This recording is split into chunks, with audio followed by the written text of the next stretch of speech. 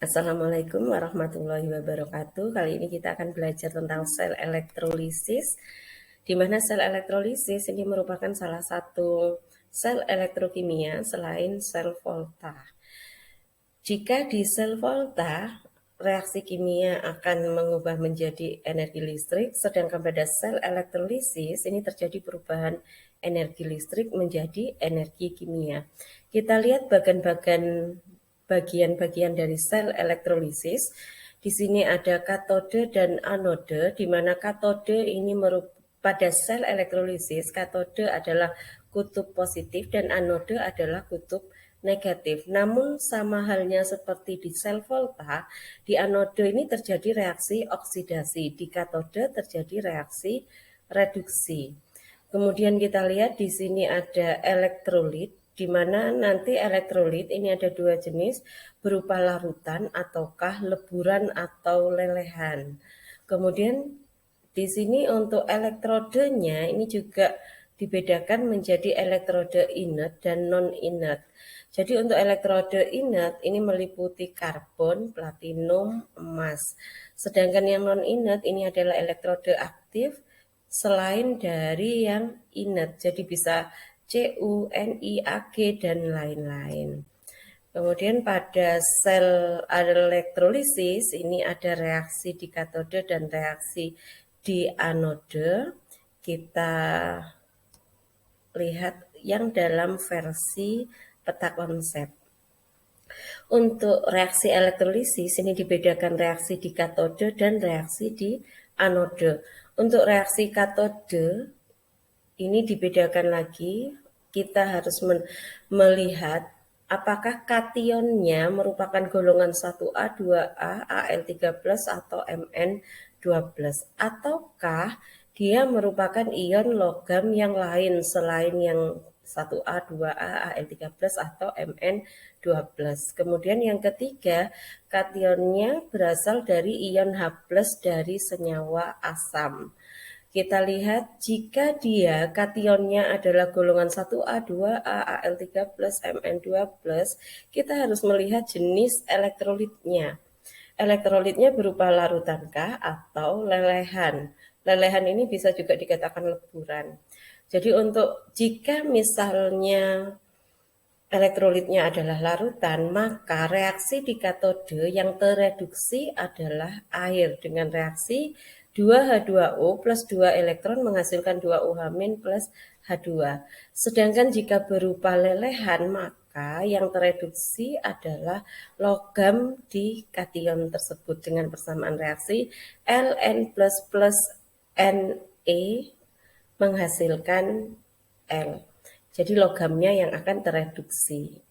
Kemudian jika logam lain selain 1A, 2A, Al3+, Mn2+, maka kation logam tersebut yang akan tereduksi menjadi logamnya. Kemudian bagaimana jika kationnya adalah ion H+ dari senyawa asam, maka ion H+ inilah yang akan tereduksi menjadi gas hidrogen dengan persamaan reaksi 2H+ plus 2 elektron menghasilkan H2 untuk reaksi di katode. Sekarang bagaimana untuk reaksi di anode? Untuk reaksi di anode kita melihat dua, elektrodenya inert ataukah non-inert. Jika elektrodenya inert, karena kalau elektrode inert berarti dia tidak ikut bereaksi. Tapi kalau elektrodenya non-inert, maka logam elektrode ini yang akan mengalami reaksi oksidasi. Dengan reaksi L menghasilkan Ln plus Ne. Nah, di sini L adalah simbol logam ya, bisa diganti Na, Mg, Ca gitu. Kemudian kalau elektrode inert kita melihatnya dari 3 komponen. Anionnya apakah sisa asam oksi? Asam oksi ini seperti yang punya oksigen seperti SO42-, NO3-, ClO3-, ClO4-.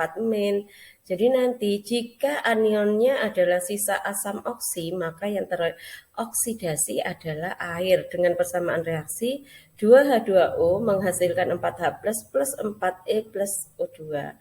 Bagaimana dengan ion-ion halidanya? Jadi kalau misalnya anionnya adalah ion halida, F-, Cl-, Br-, atau In-, maka ion halida ini yang akan dioksidasi menjadi gasnya dengan persamaan reaksi 2X menghasilkan X2 plus 2 elektron, di mana X ini merupakan ion halida. Kemudian jika anionnya adalah ion OH-, maka ion OH- ini yang akan dioksidasi menjadi gas oksigen dengan persamaan reaksi 4OH- menghasilkan 2H2O plus O2 plus 4 elektron. Oke, kita lihat contoh soalnya. Tentukan hasil elektrolisis dari yang pertama larutan NaCl dengan elektrode karbon, yang kedua leburan NaCl dengan elektrode tembaga. Kenapa senyawanya saya samakan? Untuk membedakan bagaimana sih perbedaan kalau dia berupa larutan atau leburan. Kemudian di nomor 1 elektrodenya adalah karbon, berarti ini elektrode inert, sedangkan yang nomor 2 elektrode tembaga, berarti ini elektrode non-inert atau aktif. Kita lihat jawabannya.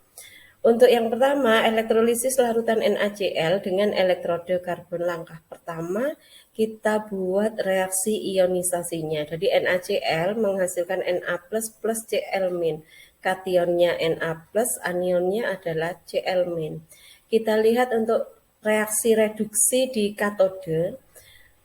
Tadi yang harus diperhatikan adalah kationnya. Kation itu adalah ion positif. Di sini kationnya adalah Na+.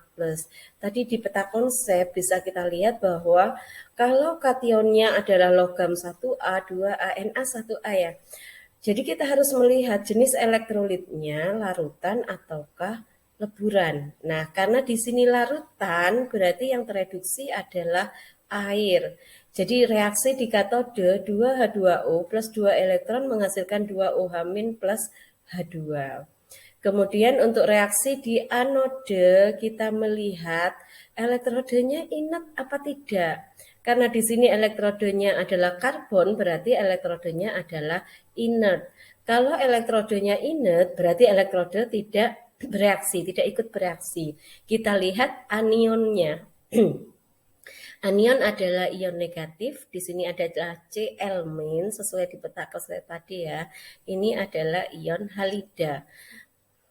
Jadi nanti yang akan teroksidasi adalah ion halida menjadi gasnya. 2 Cl- menghasilkan Cl2 plus 2 elektron. Di sini elektronnya sudah sama jumlahnya.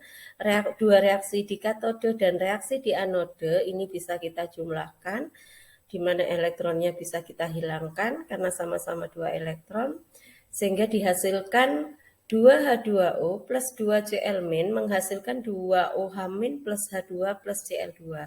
Jadi kesimpulannya hasil elektrolisis ini di katode menghasilkan gas H2 dan di anode dihasilkan gas Cl2. Oke, kita lanjut untuk contoh soal yang kedua. Di sini elektrolisis leburan NaCl dengan elektrode tembaga atau CO.